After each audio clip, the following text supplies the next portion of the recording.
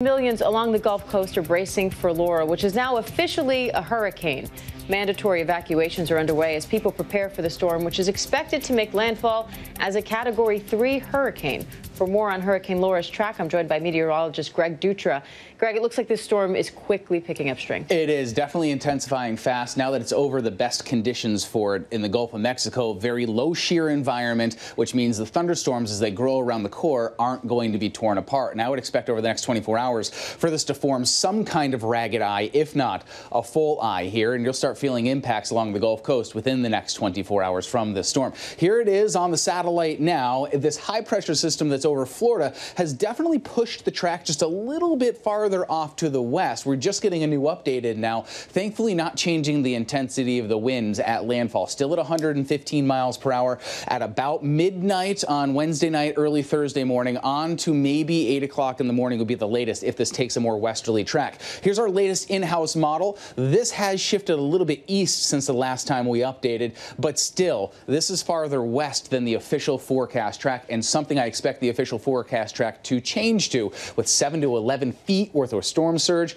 100-mile-per-hour wind gusts, and possibly rain up to a foot. If you were to put this on the map, comparing it to a hurricane, first of all, if this does make landfall in Texas, it's going to be the first major hurricane since Harvey. If it makes landfall in Louisiana, it'll be the first major one to make landfall since Rita, and this will probably have impacts that'll be similar to Rita. Storm surge warnings up. This is insane. A 7 to 11 foot storm surge stretching from southwestern Louisiana all the way almost to Trinity Bay outside of Houston. Houston not underneath a hurricane warning just yet, but I expect that that may change if this track does shift more east. We'll put those wind gusts into motion here as this system lifts off to the north and finally does make landfall again late Wednesday night, early Thursday morning. Port Arthur could be seeing sustained winds of 109 miles per hour. Back towards Houston, Galveston still on the lower end of things, but again, if this track changes just by 50, 100 miles over the next couple of days, you could definitely see some major impacts here along with that very high storm surge. Still going to see some very, very heavy rainfall over the Houston area. Tropical storm watches inland. Those hurricane warnings, or I should say hurricane watches, go all the way, now stretching on the other side of Galveston Bay through central portions of Louisiana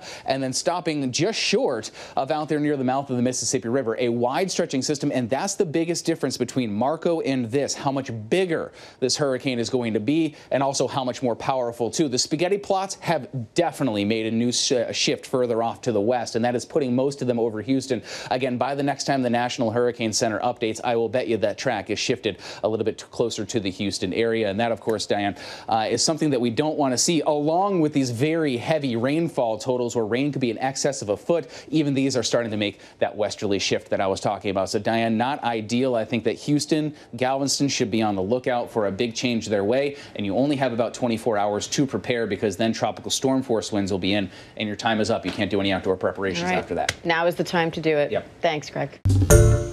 Hi, everyone. George Stephanopoulos here. Thanks for checking out the ABC News YouTube channel. If you'd like to get more videos, show highlights, and watch live event coverage, click on the right over here to subscribe to our channel. And don't forget to download the ABC News app for breaking news alerts. Thanks for watching.